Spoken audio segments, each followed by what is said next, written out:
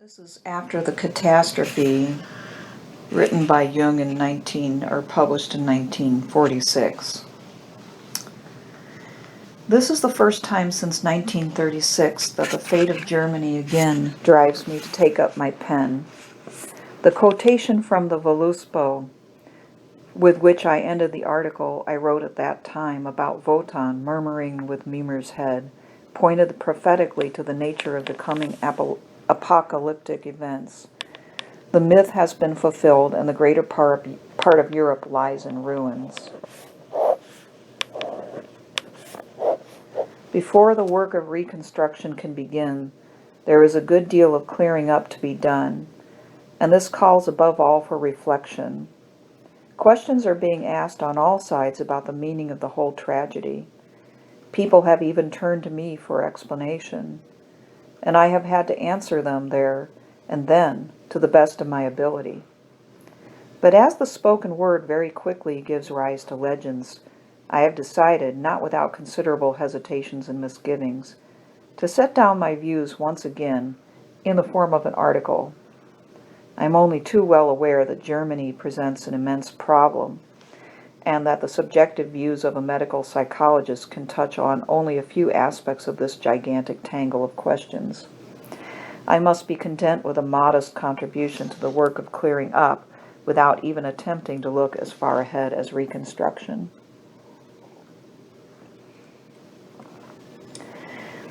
While I was working on this article, I noticed how churned up one still is in one's own psyche, and how difficult it is to reach anything approaching a moderate and relatively calm point of view in the midst of one's emotions. No doubt we should be cold-blooded and superior, but we are, on the whole, much more deeply involved in the recent events in Germany than we would like to admit. Nor can we feel compassion, for the heart harbors feelings of a very different nature, and these would like to have the first say. Neither the doctor nor the psychologist can afford to be only cold-blooded, quite apart from the fact that they would find it impossible. Their relationship to the world involves them and all their affects. Otherwise, their relationship would be incomplete. That being so, I found myself faced with the task of steering my ship between Scylla and Charybdis, and, as is usual on such a voyage, stopping my ears to one side of my being and lashing the other to the mast. I must confess that no article has ever given me so much trouble from a moral as well as a human point of view. I had not realized how much I myself was affected. There are others, I am sure, who will share this feeling with me. This inner identity or participation mystique, which events in Germany has caused me to experience afresh, how painfully wide is the scope of the psychological concept of collective guilt. So, when I approach this problem, it is certainly not with any feelings of cold-blooded superiority, but rather with an avowed sense of inferiority. The psychological use of the word guilt should not be confused with guilt in the legal or moral sense. Psychologically, it connotes the irrational presence of a subjective feeling or conviction of guilt, or an objective imputation of or imputed share in guilt. As an example of the latter, suppose a man belongs to a family which has the misfortune to be disgraced because one of its members has committed a crime. It is clear that he cannot be held responsible either legally or morally. Yet the atmosphere of guilt makes itself felt in many ways. His family name appears to have been sullied, and it gives him a painful shock to hear it bandied about in the mouths of strangers. Guilt can be restricted to the lawbreaker only from the legal, moral, and intellectual point of view, but as a psychic phenomenon, it spreads itself over the whole neighborhood. A house, a family, even a village where a murder has been committed feels the psychological guilt and is made to feel it by the outside world. Would one take a room where one knows a man was murdered a few days before? Is it particularly pleasant to marry the sister or daughter of a criminal? What father is not deeply wounded if his son was sent to prison? And does he not feel injured in his family pride if a cousin of the same name brings dishonor on his house? Would not every decent Swiss feel ashamed, to put it mildly, if our government had erected a human slaughterhouse like Maidanek in our country? Would we then be surprised if, traveling abroad with our Swiss passports, we heard such remarks as the frontier, "ces cochons de Suisse"? Indeed, are we not all a little ashamed, precisely because we are patriots, that Switzerland should have bred so many traitors? Living as we do in the middle of Europe, we Swiss feel comfortably far removed from the foul vapors that arise from the morass of German guilt. But all this changes the moment we set foot as Europeans on another continent or come into contact with an Oriental people. What are we to say to an Indian who asks us, "Are you anxious to bring us your Christian culture? Are you not? May I ask if Auschwitz and Buchenwald are examples of European civilization?" Would it help matters if we hastened to assure him that these things did not take place where we live, but several hundred miles further east? Not in our country at all, but in a neighboring one? How would we react if an Indian pointed out indignantly that India's black spot lay not in Travancore, but in Hyderabad? Undoubtedly we'd say, "Oh well, India is India." Similarly, the view all over the East is, "Oh well, Europe is Europe." The moment we so-called innocent Europeans cross the frontiers of our own continent, we are made to feel something of the collective guilt that weighs upon it, despite our good conscience. One might also ask, is Russia so primitive that she can still feel our guilt by contagion, as collective guilt might also be called, and for that reason accuses us of fascism? The world sees Europe as the continent on whose soil the shameful concentration camps grew, just as Europe singles out Germany as the land and the people that are enveloped in a cloud of guilt, for the horror that happened in Germany and its perpetrators were German. No German can deny this any more than a European or a Christian can deny that the most monstrous crime of all ages was committed in his house. The Christian church should put ashes on her head and rend her garments on account of the guilt of her children. The shadow of their guilt has fallen on her as much as Europe, the mother of monsters. Europe must account for herself before the world, just as Germany must before Europe. The European can no more convince the Indian that Germany is no concern of his, or that he knows nothing at all about that country, than the German can rid himself of his collective guilt by protesting that he did not know. In that way, he merely compounds his collective guilt by the sin of unconsciousness. Psychological collective guilt is a tragic fate. It hits everybody, just and unjust alike, everybody who was anywhere near the place where the terrible thing happened. Naturally, no reasonable and conscientious person will lightly turn collective into individual guilt by holding the individual responsible without giving him a hearing. He will know enough to distinguish between the individually guilty and the merely collectively guilty. But how many people are either reasonable or conscientious, and how many take the trouble to become so? I am not very optimistic in this respect. Therefore, although collective guilt, viewed on the archaic and primitive level, is a state of magical uncleanness, yet precisely because of the general unreasonableness, it is a very real fact which no European outside Europe and no German outside Germany can leave out of account. If the German intends to live on good terms with Europe, he must be conscious that in the eyes of the European he is a guilty man. And as a German, he has betrayed European civilization and all its values. He has brought shame and disgrace on his European family, so that one must blush to hear oneself called European. He has fallen on his European brethren like a beast of prey and tortured and murdered them. The German can hardly expect other Europeans to resort to niceties as to inquire at every step whether the criminal's name was Müller or Meyer. Neither will he be deemed worthy of being treated as a gentleman until the contrary has been proved. Unfortunately, for 12 long years, it has been demonstrated with the utmost clarity that the official German was no gentleman.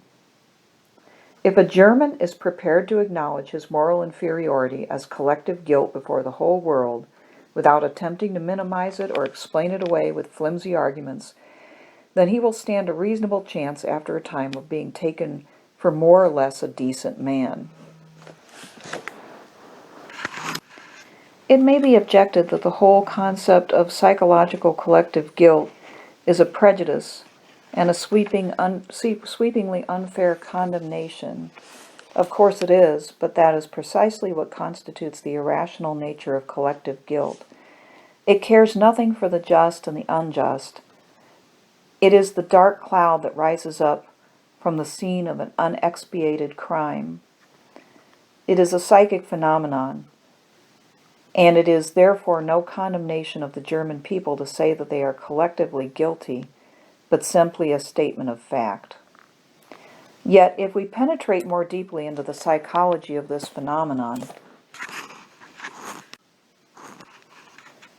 we shall soon discover that the problem of collective guilt has another and more questionable aspect than that merely of a collective judgment.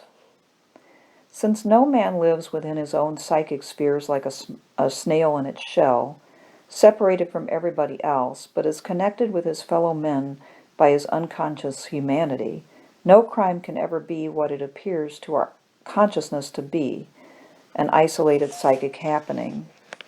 In reality, it always happens over a wide radius.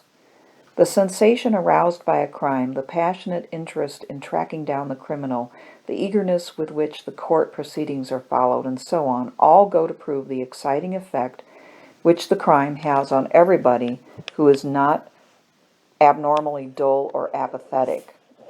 Everybody joins in, feels the crime in his own being, tries to understand and explain it. Something is set aflame by that great fire of evil that flared up in the crime. Was not Plato aware that the sight of ugliness produces something ugly in the soul? Indignation leaps up, angry cries of justice pursue the murderer, and they are louder, more impassioned, and more charged with hate, the more fiercely burns the fire of evil that has been lit in our souls. It is a fact that cannot be denied. The wickedness of others becomes our own wickedness because it kindles something evil in our own hearts. The murderer has been suffered by everyone, and everyone has committed it, lured by the irresistible fascination of evil. We have all made this collective psychic murder possible, and the closer we were to it, and the better we could see it, the greater our guilt. In this way, we are unavoidably drawn into the uncleanness of evil, no matter what our conscious attitude may be. No one can escape this, for we are all so much a part of the human community that every crime calls forth a secret satisfaction in some corner of the fickle human heart. It is true that, in persons with a strong moral disposition, this reaction may arouse contrary feelings in a neighboring compartment of the mind. But a strong moral disposition is a comparative rarity, so that when the crimes mount up, indignation may easily get pitched too high, and evil then becomes the order of the day. Everyone harbors his statistical criminal in himself, just as he has his own private madman or saint. Owing to this basic peculiarity in our human makeup, a corresponding suggestibility or susceptibility to infection exists everywhere. It is our age, in particular, the last half-century, that has prepared the way for crime. Has it never occurred to anybody, for instance, that the vogue for the thriller has a rather questionable side? Long before 1933, there was a smell of burning in the air, and people were passionately interested in discovering the locus of the fire and in tracking down the incendiary. And when denser clouds of smoke were seen to gather over Germany and the burning of the Reichstag gave the signal, then at last there was no mistake where the incendiary, evil in person, dwelt. Terrifying as this discovery was, in time it brought a sense of relief. Now we knew for certain where all unrighteousness was to be found, whereas we ourselves were securely entrenched in the opposite camp, among respectable people whose moral indignation could be trusted to rise higher and higher with every fresh sign of guilt on the other side. Even the call for mass executions no longer offended the ears of the righteous, and the saturation bombing of German cities was looked upon as the judgment of God. Hate had found respectable motives and had ceased to be a personal idiosyncrasy indulged in secret, and all the time the esteemed public had not the faintest idea how closely they themselves were living to evil. One should not imagine for a moment that anybody could escape this play of opposites. Even a saint would have to pray unceasingly for the souls of Hitler and Himmler and the Gestapo and the SS in order to repair without delay the damage done to his own soul. The sight of evil kindles evil in the soul. There is no getting away from this fact. The victim is not the only sufferer. Everybody in the vicinity of the crime, including the murderer, suffers with him. Something of the abysmal darkness of the world has broken in on us, poisoning the very air we breathe and befouling the pure water with the stale, nauseating taste of blood. True, we are innocent. We are the victims, robbed, betrayed, outraged, and yet for all of that, or precisely because of it, the flame of evil glowers in our moral indignation. It must be so, for it is necessary that someone should feel indignant, that someone should let himself be the sword of judgment wielded by fate. Evil calls for expiation, otherwise the wicked will destroy the world utterly, or the good suffocate in their rage, which they cannot prevent or cannot vent, and in either case no good will come of it. When evil breaks at any point into the order of things, our whole circle of psychic protection is disrupted. Action inevitably calls up reaction, and in the matter of destructiveness, this turns out to be just as bad as the crime, or even possibly worse, because the evil must be exterminated root and branch. In order to escape the contaminating touch of evil, we need a proper rite de sortie, a solemn admission of guilt by judge, hangman, and public, followed by an act of expiation. The terrible things that have happened in Germany and the moral downfall of a nation of 80 millions are a blow aimed at all Europeans. We used to be able to relegate such things to Asia. The fact that one member of the European family could sink to the level of the concentration camp throws a dubious light on all the others. Who are we to imagine that it couldn't happen here? We have only to multiply the population of Switzerland by 20 to become a nation of 80 millions, and our public intelligence and morality would then automatically be divided by 20 in consequence of the devastating moral and psychic effects of living together in huge masses. Such a state of things provides the basis for collective crime. And is it then really a miracle if the crime is not committed? It is a miracle. Do we seriously believe that we would have been immune? We, who have So many traitors and political psychopaths in our midst. It has filled us with horror to realize that all that man is capable of, and of which therefore we too are capable. Since then, a terrible doubt about humanity and about ourselves gnaws at our heart. Nevertheless, it should be clear to everyone that such a state of degradation can come about only under certain conditions. The most important of these is the accumulation of urban, industrialized masses of people torn from the soil, engaged in one-sided employment, and lacking every healthy instinct, even that of self-preservation. Loss of the instinct of self-preservation can be measured in terms of dependence on the state, which is a bad symptom. Dependence on the state means that everybody relies on everybody else, that is the state, instead of on himself.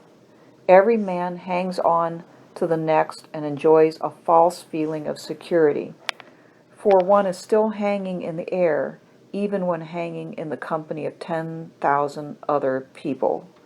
The only difference is that one is no longer aware of one's own insecurity. The increasing dependence on the state is anything but a healthy symptom.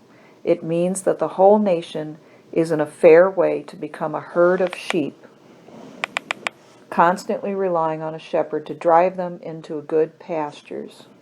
The shepherd's staff soon becomes a rod of iron, and the shepherds turn into wolves. What a distressing sight it was to see the whole of Germany heave a sigh of relief when a megalomaniac psychopath proclaimed, "I take over the responsibility." Any man who still possesses the instinct of self-preservation knows perfectly well that only a swindler would offer relief to relieve him of responsibility, for surely no one in his senses would dream of taking responsibility for the existence of another. The man who promises everything is sure to fulfill nothing, and everyone who promises too much is in danger of using evil means in order to carry out his promises, and is already on the road to perdition. The steady growth of the welfare state is no doubt a very fine thing from one point of view, but from another it is a doubtful blessing, as it robs people of their individual responsibility and turns them into infants and sheep.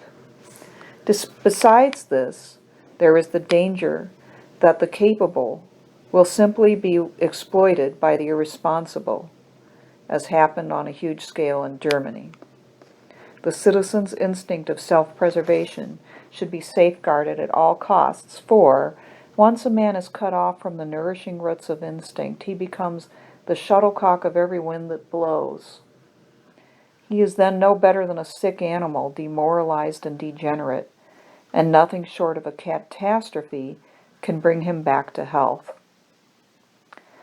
I own that in saying all this,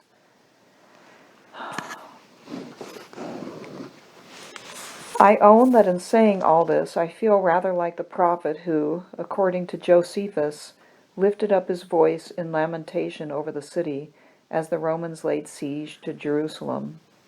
It proved not the slightest use to the city, and a stone missile from the Roman ballista put an end to the prophet. With the best will in the world, we cannot build a paradise on earth, and even if we could, in a very short time, we would have degenerated in every way.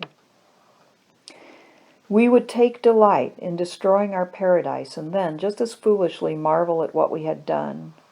Moreover, if we happened to be a nation of 80 millions, we would be convinced that the others were to blame, and our self-confidence would be at such a low ebb that we would not even think of shouldering the responsibility or taking the blame for anything. This is a pathological, demoralized, and mentally abnormal condition. One side of us does things which the other, so-called decent side, prefers to ignore. This side is in a perpetual state of defense against real and supposed accusations. In reality, the chief accuser is not outside, but the judge who dwells in our hearts. Since this is nature's attempt to bring about a cure, it would be wiser not to persist too long in rubbing the noses of the Germans in their abominations, lest we drown the voice of the accuser in their hearts, and also in our own hearts, and those of our allies. If only people could realize what an enrichment it is to find out one's own guilt, what a sense of honor and spiritual dignity. But nowhere does there seem to be a glimmer of this insight. Instead, we hear only of attempts to shift the blame to others. No one will admit to have been a Nazi. The Germans were never wholly indifferent to the impression they made on the outside world. They resented disapproval and hated even to be criticized. Inferiority feelings make people touchy and lead to compensatory efforts to impress. As a result, the German thrusts himself forward and seeks to curry favor, or German efficiency is demonstrated with such aplomb that it leads to a reign of terror and the shooting of hostages. The German no longer thinks of these things as murder, for he is lost in considerations of his own prestige. Inferiority feelings are usually a sign of inferior feeling, which is not just a play on words. All the intellectual and technological achievements in the world cannot make up for inferiority in the matter of feeling. The pseudo-scientific race theories with which it was dolled up did not make the extermination of the Jews any more acceptable, and neither do falsifications of history make a wrong policy appear any more trustworthy. This spectacle recalls the figure of what Nietzsche so aptly calls the pale criminal, who in reality shows all the signs of hysteria. He simply will not and cannot admit that he is what he is. He cannot endure his own guilt, just as he could not help incurring it. He will stoop to every kind of self-deception if only he can escape the sight of himself. It is true that this happens everywhere, but nowhere does it appear to be such a national characteristic as in Germany. I am by no means the first to have been struck by the inferiority feelings of the Germans. What did Goethe, Heine, and Nietzsche have to say about their countrymen? A feeling of inferiority does not in the least mean that it is unjustified. Only the inferiority does not refer to that side of the personality or to the function in which it visibly appears, but to an inferiority which nonetheless really exists, even though only dimly suspected. This condition can easily lead to an hysterical disassociation of the personality, which consists essentially, in one hand, not knowing what the other is doing, in wanting to jump over one's own shadow, and in looking for everything dark, inferior, and culpable in others. Hence the hysteric always complains of being surrounded by people who are incapable of appreciating him, and who are activated only by bad motives. By inferior mischief makers, a crowd of sub-men who should be exterminated neck and crop so that the Superman can live on his high level of perfection. The very fact that this thinking and feeling proceed along these lines is clear proof of inferiority in action. Therefore, all hysterical people are compelled to torment others because they are unwilling to hurt themselves by admitting their own inferiority. But since nobody can jump out of his skin and be rid of himself, they stand in their own way everywhere as their own evil spirit, and that is what we call an hysterical neurosis.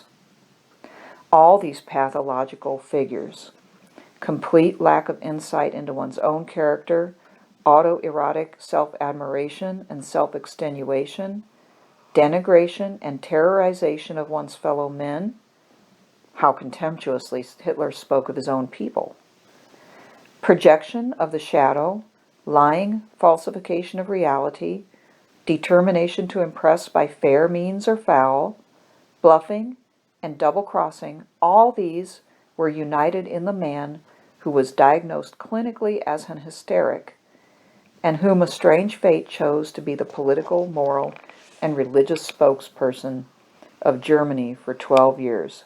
Is this pure chance? A more accurate diagnosis of Hitler's condition would be pseudologia fantastica, that form of hysteria which is characterized by a peculiar talent for believing one's own lies. For a short spell, such people usually meet with astounding success, and for that reason they are socially dangerous. Nothing has such a convincing effect as a lie one invents and believes oneself, or an evil deed or intention whose righteousness one regards as self-evident. At any rate, they carry far more conviction than the good man and the good deed, or even than the wicked man and his purely wicked deed. Hitler's theatrical, obviously hysterical gestures struck all foreigners, with a few amazing exceptions, as purely ridiculous. When I saw him with my own eyes, he suggested a psychic scarecrow, with a broomstick for an outstretched arm, rather than a human being. It is also difficult to understand how his ranting speeches delivered in shrill, grating, womanish tones,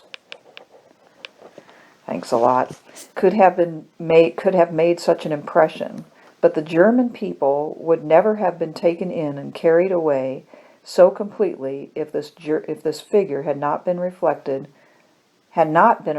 image of the collective German hysteria. It is not without serious misgivings that one ventures to pin the label of psychopathic inferiority onto a whole nation, and yet heaven knows it is the only explanation which could in any way account for the effect of this scarecrow had on the masses. A sorry lack of education, conceit that bordered on madness, a very mediocre intelligence combined with a hysteric's cunning and the powerful fantasies of an adolescent were written all over this demagogue's face. His gesticulations were all put on, devised by an hysterical mind intent only on making an impression. He behaved in public like a man living in his own biography, in this case as the somber, demonic men of iron, of popular fiction, the ideal of an infantile public whose knowledge of the world is derived from the deified heroes of trashy films. These personal observations led me to conclude at the time, in 1937, that when the final catastrophe came, it would be far greater and bloodier than I had previously supposed. For this theatrical hysteric and transparent impostor was not strutting about on a small stage, but was riding the armored divisions of the Wehrmacht, with all the weight of German heavy industry behind him, encountering only slight and in any case ineffective opposition from within the nation of 80 millions crowded into the circus to witness its own destruction. Among Hitler's closest associates, Goebbels and Göring stand out as equally striking figures. Göring is the good fellow and the bon vivant type of cheat, who takes in the simple-minded with his jovial air of respectability. Goebbels, a no less sinister and dangerous character, is the typical Kaffeehausliterat.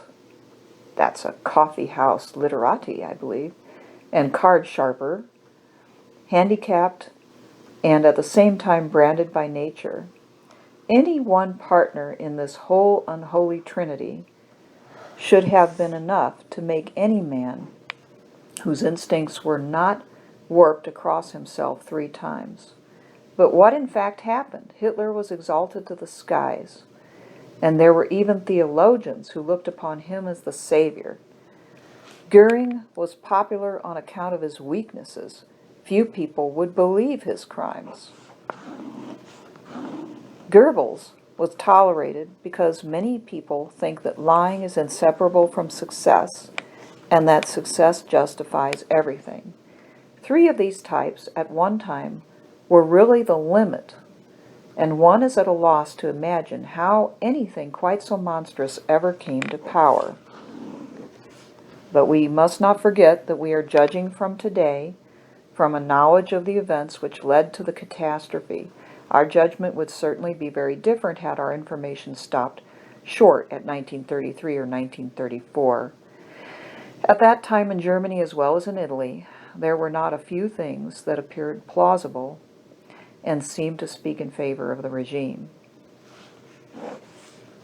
An undeniable piece of evidence in this respect was the disappearance of the unemployed who tramped the German highroads in their hundreds of thousands. And after that, the stagnation and decay of the post-war years. And after the stagnation and decay of the post-war years, the refreshing wind that blew through the two countries was a tempting sign of hope. Meanwhile, the whole of Europe looked on this spectacle like Mr. Chamberlain, who was prepared at most for the heavy shower. But it was just this extreme speciousness that is the peculiar genius of pseudologia fantastica, and Mussolini also had a touch of it, kept within bounds, however, by his brother Arnaldo, while his brother Arnaldo was alive. It introduces its plans in the most innocent way in the world, finding the most appropriate words and the most plausible arguments, and there is nothing to show that its intentions are bad from the start. They may be good, genuinely good. In the case of Mussolini, for instance, it might be difficult to draw a definite line between white and black. Where pseudologia is at work, one can never be sure that the intention to deceive is the principal motive. Quite often the great plan plays the leading role, and it is only when it comes to the ticklish question of bringing this plan into reality that every opportunity is exploited and any means is good enough, on the principle that the end justifies the means. In other words, things only become dangerous when the pathological liar is taken seriously by a wider public. Like Faust, he is bound to make a pact with the devil and thus slips off the straight path. It is even then possible that this is more or less what happened to Hitler. Let us give him the benefit of the doubt. But the infamies of his book, once it is shorn of its Schwabinger, a brand of bombast, make one suspicious, and one cannot help wondering if the evil spirit had not already taken possession of this man long before he seized power. Round about 1936, many people in Europe were asking themselves the same question. They expressed fears that the Führer might fall victim to evil influences. He dabbled too much in black magic, etc. Clearly, these misgivings came much too late, but even so, it is just conceivable that Hitler himself may have had good intentions at first, and only succumbed to the use of the wrong means or the misuse of his means in the course of his development. But I should like to emphasize above all that it is part and parcel of the pathological liar's makeup to be plausible. Therefore, it is no easy matter, even for experienced people, to form an opinion, particularly while the plan is still apparently in its idealistic stage. It is then quite possible to foresee how things are likely to develop, and Mr. Chamberlain's give-it-a-chance attitude seems to be the only policy. The overwhelming majority of Germans were just as much in the dark as people abroad, and quite naturally fell as easy prey to Hitler's speeches, so artfully attuned to German and not only German taste. Although we may be able to understand why Germans were misled in the first place, the almost total absence of any reaction is quite incomprehensible. Were there not army commanders who could have ordered their troops to do anything they pleased? Why then was the reaction totally lacking?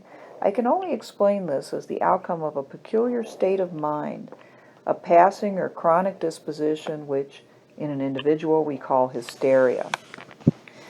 As I cannot take it for granted that the layman knows exactly what is meant by hysteria, I had better explain that the hysterical disposition forms a subdivision of what are known as psychopathic inferiorities. This term by no means implies that the individual or the nation is inferior in every respect, but only that there is a place of least resistance, a peculiar instability, which exists independently of all the other qualities. An hysterical disposition means that the opposites inherent in every psyche, and especially those affecting character, are further apart than in normal people. This greater distance produces a higher energetic tension, which accounts for the undeniable energy and drive of the Germans. On the other hand, the greater distance between the opposites produces inner contradictions, conflicts of conscience, disharmonies of character, in short, everything we see in Goethe's Faust. Nobody but a German could ever have devised such a figure. It is so intrinsically, so infinitely German. In Faust we see the same hungering for the infinite, born of the inner contradiction and dichotomy, the same eschatological expectation of the great fulfillment. In him we experience the loftiest flight of the mind and the descent into the depths of guilt and darkness, and still worse, a fall so low that Faust sinks to the level of a mountebank or an wholesale murderer as the outcome of his pact with the devil. Faust, too, is split and sets up evil outside himself in the name of Mephistopheles, who serves as an alibi in case of need. He likewise knows nothing of what has happened, i.e., what the devil did to Philemon and Baucis. We never get the impression that he has real insight or suffers genuine remorse. His avowed and unavowed worship of success stands in the way of any moral reflection throughout, obscuring the ethical conflict, so that Faust's moral personality remains misty. He never attains the character of reality. He is not a real human being, and cannot become one, at least not in this world. He remains the German ideal of a human being, and therefore an image, somewhat overdone and distorted, of the average German. The essence of hysteria is a systematic disassociation, a loosening of the opposites, which normally are held firmly together. It may even go to the length of splitting of the personality, a condition in which, quite literally, one hand no longer knows what the other is doing.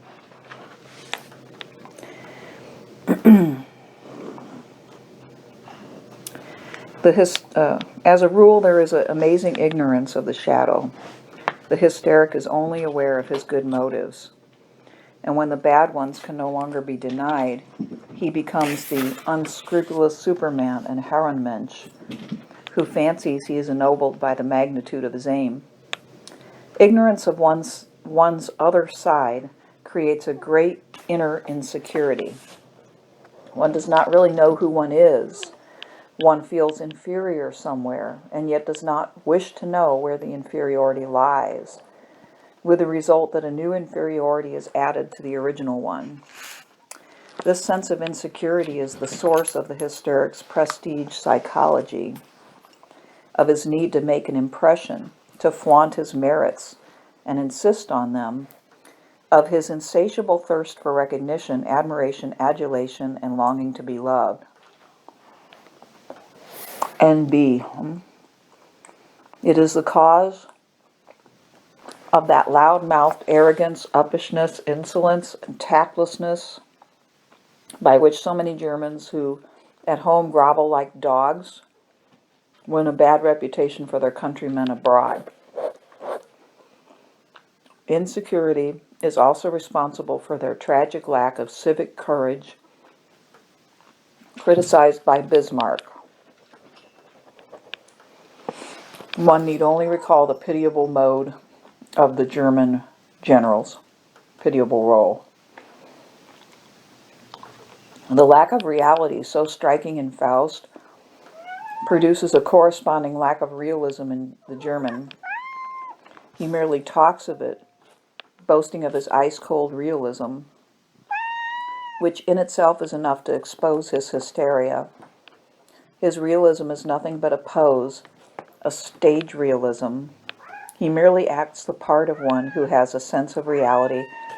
But what does he actually want to do? He wants to conquer the world in spite of the whole world. Of course, he has no idea how it can be done, but at least he might know that the enterprise had failed once before. Unfortunately, a plausible reason that explains away the failure by means of lies is immediately vented and believed. How many Germans were taken in by the legend of the stab in the back in 1918? And how many stab in the back legends are floating around today? Believing one's own lies, when the wish is father to the lie, is a well-known hysterical symptom and a distinct sign of inferiority.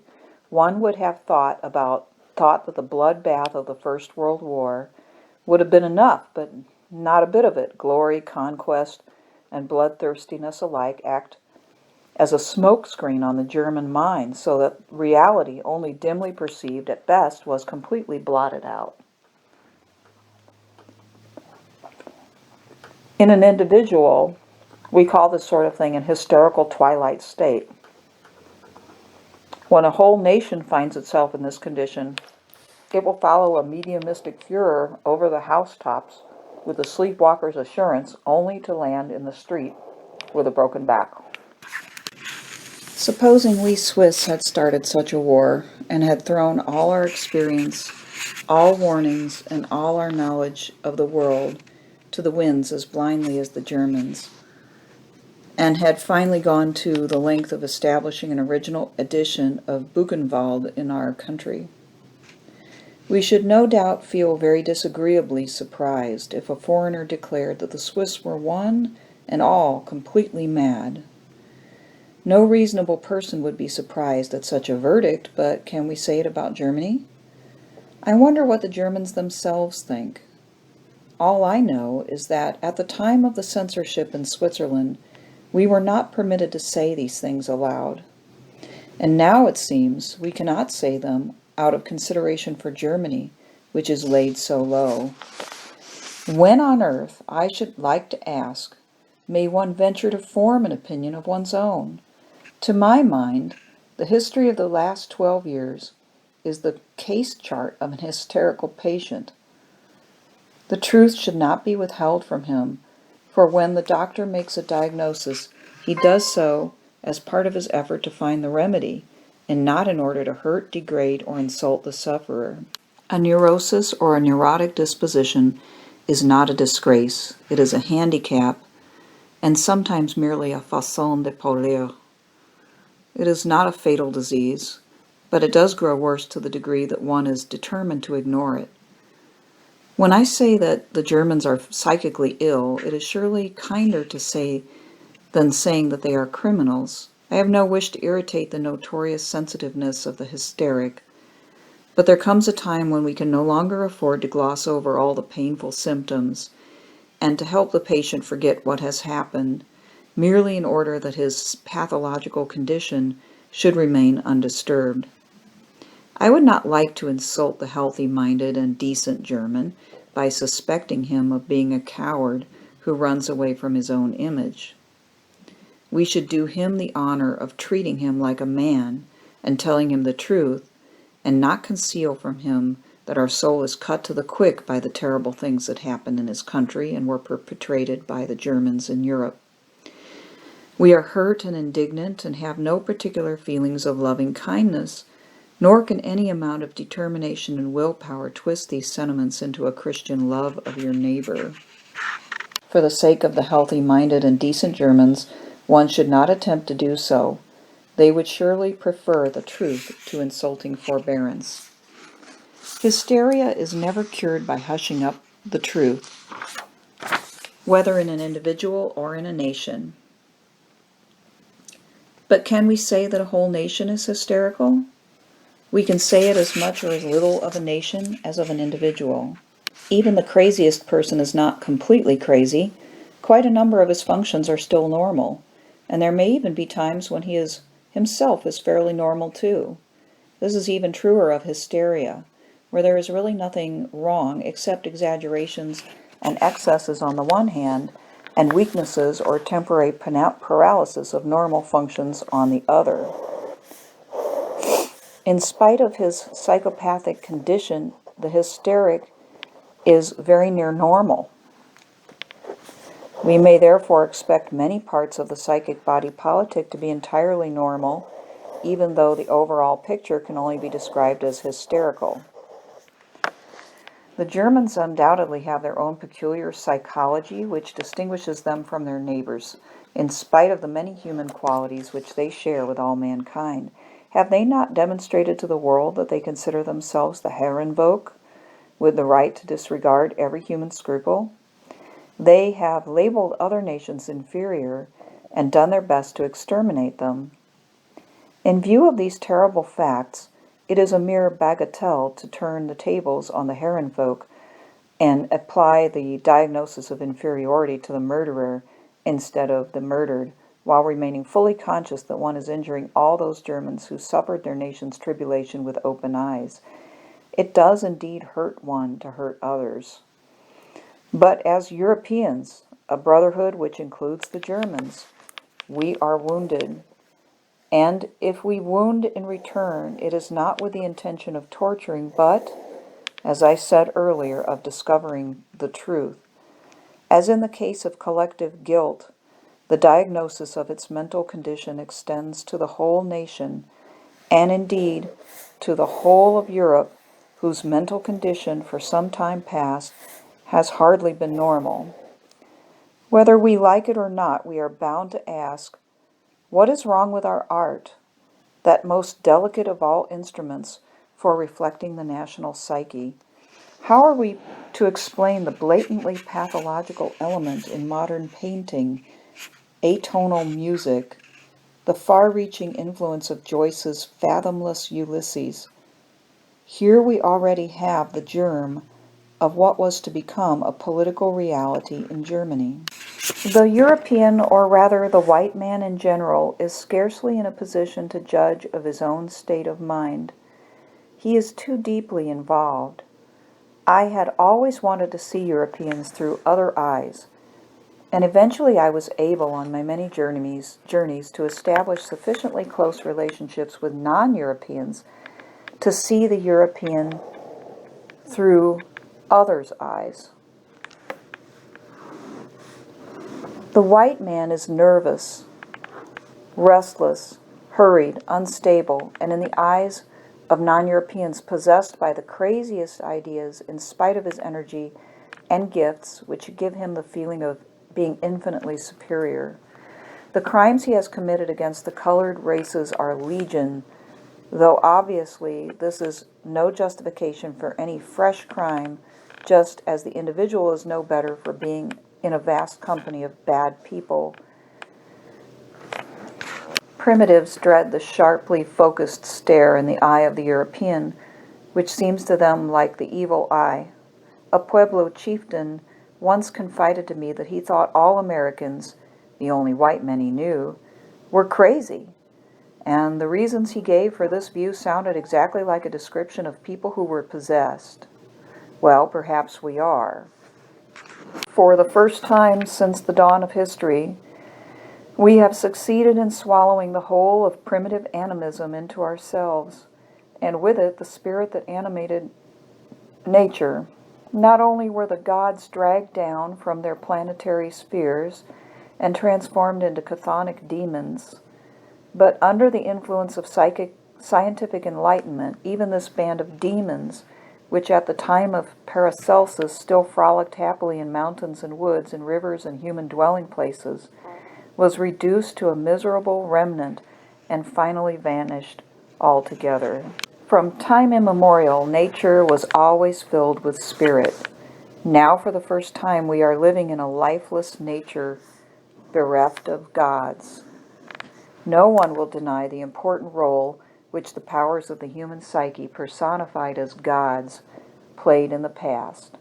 The mere act of enlightenment may have destroyed the spirits of nature, but not the psychic factors that correspond to them, such as suggestibility, lack of criticism, fearfulness, propensity to superstition and prejudice, in short, all those qualities which make possession possible. Even though nature is de-psychized, the psychic conditions which breed demons are as actively at work as ever. The demons have not really disappeared, but have merely taken on another form. They have become unconscious psychic forces. This process of reabsorption went hand in hand with an increasing inflation of the ego, which became more and more evident after the 16th century. Finally, we even began to be aware of the psyche, and as history shows, the discovery of the unconscious was a particularly painful episode. Just when people were congratulating themselves on having abolished all spooks, it turned out that instead of haunting the attic or old ruins, the spooks were flitting about in the heads of apparently normal Europeans. Tyrannical, obsessive, intoxicating ideas and delusions were abroad everywhere, and people began to believe the most absurd things, just as the possessed do. The phenomenon we have witnessed in Germany was nothing less than the first outbreak of epidemic insanity, an eruption of the unconscious into what seemed to be a tolerably well-ordered world. The whole nation, as well as countless millions belonging to other nations, were swept into the blood-drenched madness of a war of extermination. No one knew what was happening to him, least of all the Germans, who allowed themselves to be driven to the slaughterhouse by their leading psychopaths like hypnotized sheep. Maybe the Germans were predestined to this fate, for they showed the least resistance to the mental contagion that threatened every European. But their peculiar gifts might also have enabled them to be the very people who draw helpful conclusions from the prophetic example of Nietzsche. Nietzsche was German to the marrow of his bones, even to the abstruse symbolism of his madness. It was the psychopath's weakness that prompted him to play with the blonde beast and the Superman. It was certainly not the healthy elements in the German nation that led to the triumph of these pathological fantasies on a scale never before known. The weakness of the German character, like Nietzsche's, proved to be fertile soil for hysterical fantasies, though it must be remembered that Nietzsche himself not only criticized the German Philistine freely, but laid himself open to attack on a broad front. Here again the Germans had a priceless opportunity for self-knowledge and let it slip. And what could they have not learned from the suet and syrup of Wagner? I totally agree with that. Nevertheless, with the calamitous founding of the Reich in 1871, the devil stole a march on the Germans, dangling before them the tempting bait of power, aggrandizement, national arrogance. Thus, they were led to imitate their prophets and to take their words literally, but not to understand them.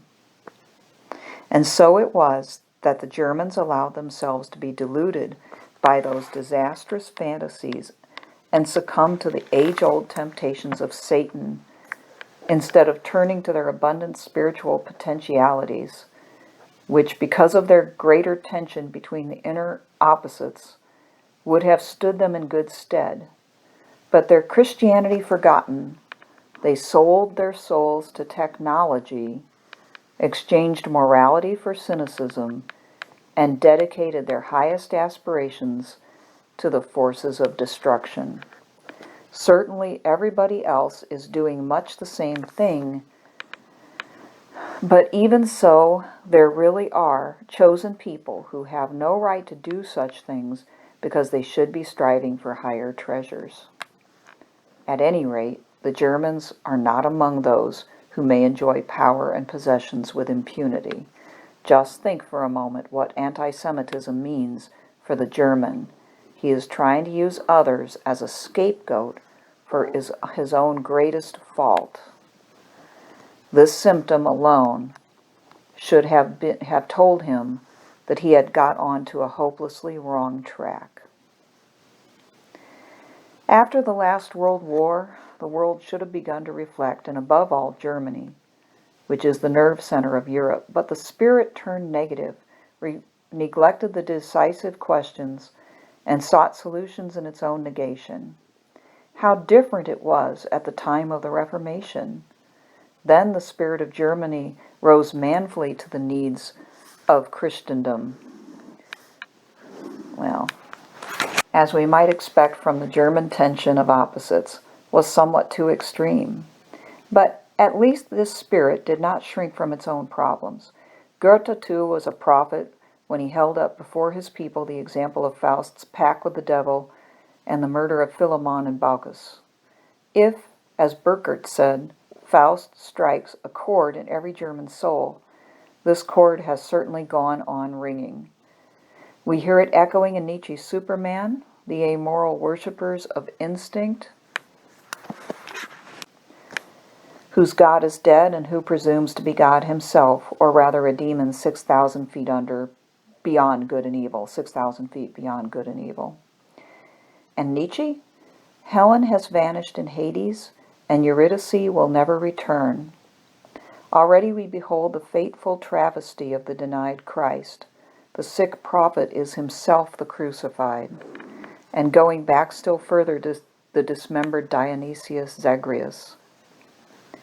The raving prophet carries us back to the long-forgotten past. He had heard the call of destiny in the shrill whistling of the hunter, the god of the rustling forests, of drunken ecstasy, and of the berserkers who were possessed by the spirits of wild animals. While Nietzsche was prophetically responding to the schism of the Christian world with the art of thinking, his brother in spirit, Richard Wagner, was doing the same thing with the art of music. Germanic prehistory comes surging up, thunderous and stupefying, to fill the gaping breach in the church. Wagner salved his conscience with Parsifal, for which Nietzsche could never forgive him. But the castle of the Grail vanished into an unknown land. The message was not heard, and the omen went unheeded. Only the orgiastic frenzy caught on and spread like an epidemic. Wotan, the storm god, had conquered. Ernst Junger sensed that very clearly. In his book, On the Marble Cliffs, a wild huntsman comes into the land, bringing with him a wave of possession greater than anything known even in the Middle Ages. Nowhere did the European spirit speak more plainly than it did in Germany, and nowhere was it more tragically misunderstood. Now, Germany has suffered the consequences of the pact with the devil. She has experienced madness and is torn in pieces like Zagreus. She has been ravished by the berserkers of her god Wotan, been cheated of her soul for the sake of gold and the world mastery, and defiled by the scum rising from the lowest depths. The Germans must understand why the whole world is outraged, for our expectations had been so different. Everybody was unanimous in recognizing their gifts and their efficiency, and nobody doubted that they were capable of great things. The disappointment was all the more bitter. But the fate of Germany should not mislead Europeans into nursing the illusion that the whole world's wickedness is localized in Germany. They should realize that the German catastrophe was only one crisis in a general European sickness. Long before the Hitler era, in fact, before the First World War, were the symptoms of the mental change taking place in Europe. The medieval picture of that world was breaking up, and the metaphysical authority that ruled it was fast disappearing, only to reappear in man. Did not Nietzsche announce that God was dead, and that his heir was the Superman, that doomed rope dancer and fool? It is an immutable psychological law that when a projection has come to an end, it always returns to its origin. So when somebody hits on the singular idea that God is dead or does not exist at all, the psychic God image, which is a dynamic part of the psyche structure, finds its way back into the subject and produces a condition of God Almightiness, that is to say, all those qualities which are peculiar to fools and madmen and therefore lead to catastrophe. This is then the great problem that faces the whole of Christianity. Where now is the sanction for goodness and justice, which was once anchored in metaphysics? Is it really only is it really only brute force that decides everything? Is the ultimate authority only the will of whatever man happens to be in power? Had Germany been victorious, one might almost have believed that this was the last word. But as the 1,000-year Reich of violence and infamy lasted only a few years before it collapsed in ruins, we might be disposed to learn the lesson that there are other, equally powerful forces at work, which in the end destroy all that is violent and unjust, and that consequently it does not pay to build on false principles. But unfortunately, as history shows, things do not always turn out so reasonably in this world of ours. God Almightiness does not make man divine. It merely fills him with arrogance and arouses everything evil in him. It produces a diabolical caricature of a man, and this inhuman mask is so unendurable, such a torture to wear, that he tortures others. He is split in himself, a prey to inexplicable contradictions. Here we have the picture of the hysterical state of mind of Nietzsche's pale criminal. Fate has confronted every German with his inner counterpart. Faust is face to face with Mephistopheles and can no longer say, "So that was the essence of the brute." He must confess instead, "That was my other side, my alter ego, my all too palpable shadow, which can no longer be denied." This is not the fate of Germany alone, but of all Europe. We must all open our eyes to the shadow who looms behind contemporary man. We have no need to hold up the devil's mask before all Germans. The fact speaks a plainer language, and anyone who does not understand it is simply beyond help. As to what should be done about this terrifying apparition, everyone must work this out for himself. It is indeed no small matter to know of one's own guilt and one's own evil, and there is certainly nothing to be gained by losing sight of one's shadow. When we are conscious of our guilt, we are in a more favorable position. We can at least hope to change and improve ourselves. As we know, anything that remains in the unconscious is incorrigible. Psychological corrections can only be made in the consciousness. Consciousness of guilt can therefore act as a powerful moral stimulus. In every treatment of neurosis, the discovery of the shadow is indispensable. Otherwise, nothing changes. In this respect, I rely on those parts of the German body politic which have remained sound to draw conclusions from facts. Without guilt, unfortunately, there can be no psychic maturation and no widening of the spiritual horizon. Was it not Meister Eckhart who said, "For this reason God is willing to bear the brunt of sins and often winks at them, mostly sending them to people for whom he has prepared some high destiny.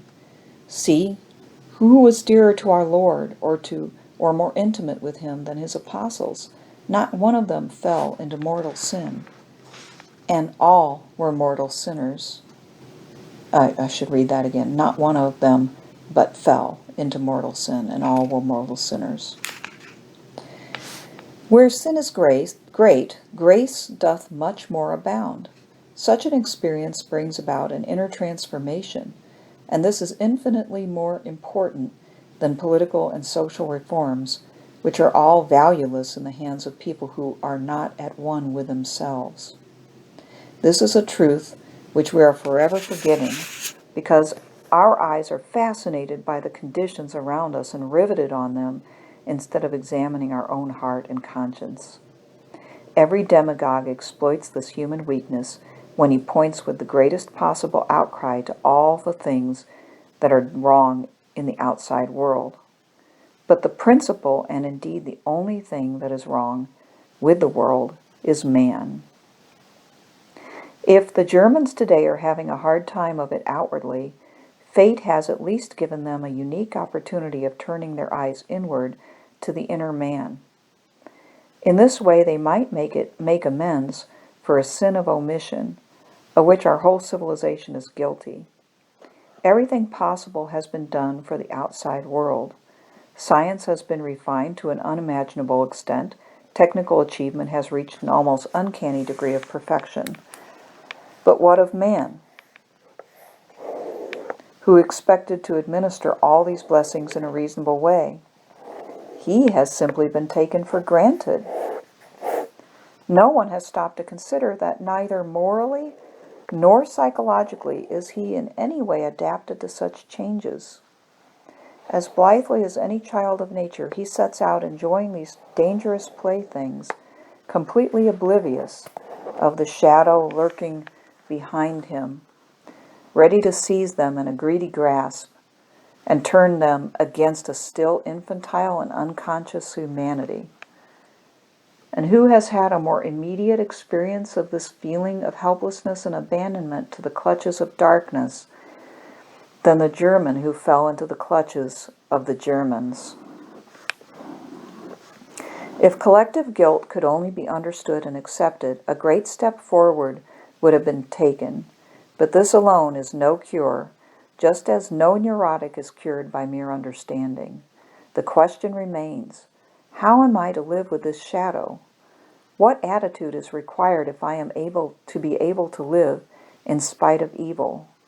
In order to find valid answers to these questions, a complete spiritual renewal is needed.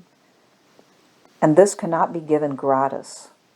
Each man must strive to achieve it for himself. Neither can old formulas, which once had a value, be brought into force again. The eternal truths cannot be transmitted mechanically. In every epoch, they must be born anew from the human psyche.